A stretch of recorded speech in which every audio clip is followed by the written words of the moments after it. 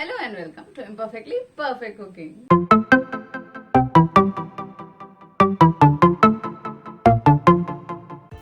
तो लीजिए, मैं आ गई हूँ एक बहुत ही आसान और जल्दी बनने वाली मीठे की रेसिपी लेके, जो कि है चॉकलेट एंड बिस्किट पुडिंग। और अगर आपको चॉकलेट पसंद हो तो मान लीजिए इससे सिंपल तो कोई और रेसिपी ही नहीं है। तो चलिए रेसिपी जानने के लिए किचन में चलते हैं।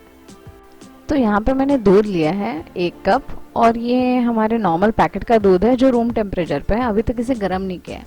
तो अब मुझे इसमें कॉर्न स्टार्च मिलाना है। तो अब थोड़ा सा दूध हम निकाल लेते हैं कटोरी में, और उसमें मैं डालूंगी कॉर्न स्टार्च। तो यहाँ पे मैंने 2 टेबलस्पून कॉर्न स्टार्च लिया है, जो कि मैं इसे अलग से मिला रही हूँ क्योंकि लम्स ना बने। और इसके बाद मैं मिलाऊंगी इसमें 3 टेबलस्पून कोको पाउडर, और इसे यहीं पे बहुत ही अच्छे से मिक्स करना है, कोई भी लंप नहीं बनना चाहिए। और फिर हम इस मिक्सचर को डालेंगे दूध में।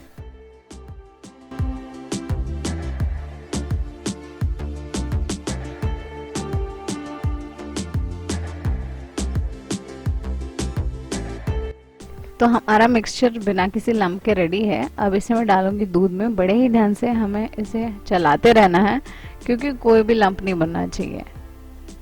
और फिर हमें इसे गैस पे रखना है गरम करने के लिए। तो सारा मिक्सचर रेडी है। तो चलिए अब इसे गैस पे रखते हैं। गैस पे अभी यहाँ पे मेरी फ्लेम कम रखी है मैंने, और लगातार चलाना है हमें क्योंकि जलने का डर रहता है। और अगर ये जल गया या नीचे लग गया तो पूरे चॉकलेट के पुडिंग में जला हुआ फ्लेवर आएगा। तो ये स्टेप थोड़ा हमें ध्यान देके करना होगा। जैसे ही इसमें उबाल आता है हम इसमें डालेंगे चीनी और डार्क चॉकलेट।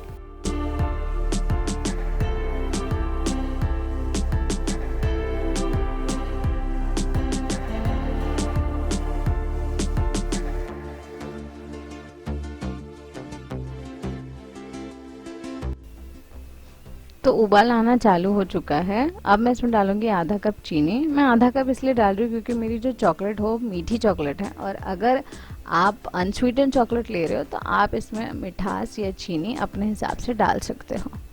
तो जैसे ही चीनी हमारी मेल्ट हो जाती है, देखिए उबाल आ चुका है अच्छी तरीके से। तो अब इस टाइम पे मैं गैस बंद कर रही हूँ, और अब हम इसमें हमारे जो चॉकलेट है वो डालेंगे, और इसे अच्छे से मिक्स करना है ताकि चॉकलेट अच्छे से सब जगह मिक्स हो। तो अब हमें इसे ठंडा करना है, और जैसे ही ठंडा होगा ये पूरा मिक्सचर थोड़ा गाढ़ा हो जाएगा, और फिर बाकी का काम हम बाद में देखेंगे। अब 1 घंटा हो चुका है और आप देख सकते हैं कि हमारा चॉकलेट सॉस रेडी है। ये काफ़ी अच्छे से गाढ़ा हो चुका है और हमें यही कंसिस्टेंसी चाहिए। अब हम इसमें डालेंगे कुछ बूंदे वनीला एसेंस की, और इसे अच्छे से मिक्स कर लेंगे। अब यहाँ पे मैंने लिया है हल्का गर्म पानी, और इसमें मैं डालूंगी इंस्टेंट कॉफ़ी। इसके बाद हमें एक बड़ा बर्तन लगेगा जिसमें हम हमारी पुडिंग सेट करेंगे, और हमें चाहिए होंगे कुछ बिस्किट्स। तो बिस्किट्स, कॉफ़ी का पानी और हमारा चॉकलेट सॉस। तो चलिए अब पुडिंग सेट करते हैं। तो सबसे पहले हम बिस्किट लेंगे और उसे कॉफ़ी के पानी में डिप करेंगे, और उसकी हम एक लेयरिंग लगाएंगे। बिस्किट्स यहाँ पे थोड़े मोटे वाले लेने चाहिए, जैसे कि मारी के बिस्किट हो गए, डाइजेस्टिव बिस्किट्स हो गए। पार्ले जी मैं सजेस्ट करूँगी कि यहाँ पे नहीं इस्तेमाल कीजिए क्योंकि वो काफ़ी जल्दी पानी को एब्जॉर्ब कर लेते हैं और पूरे नरम नरम हो जाते हैं। तो यहाँ पे मैंने मारी बिस्किट्स लिए हैं, इससे टेस्ट भी बढ़िया आया और टेक्सचर भी अच्छा था। तो आप मारी के साथ जा सकते हैं। तो हमारी फर्स्ट लेयर लगने ही वाली है।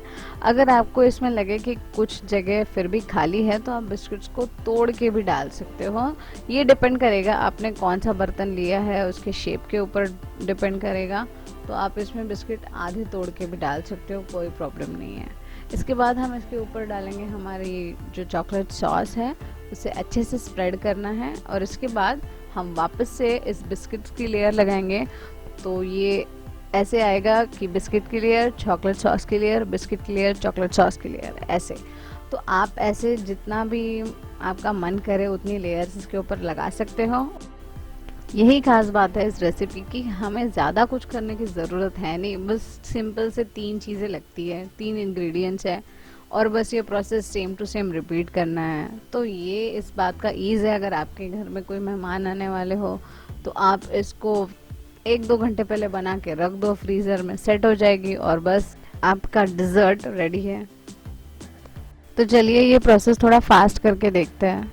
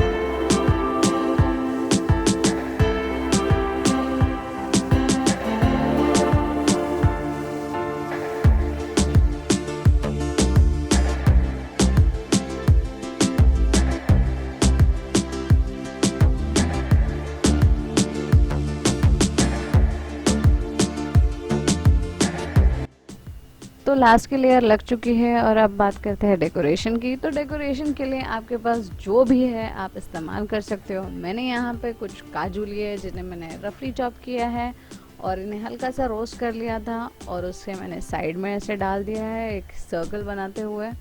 अब इसके ऊपर मैं डाल रही हूँ यही मारी के बिस्किट्स हाथ से ही क्रश करके, और मेरे पास कुछ ओरियो बिस्किट है जिनको मैंने कुछ अलग तरीके से तोड़ा है, कोई सिमेट्री नहीं है। तो आजकल ऐसे ही फैशन है कि भाई हट के सब सारी चीज़ें पसंद आती हैं, तो फिर बस उनको आप इधर उधर डाल दीजिए।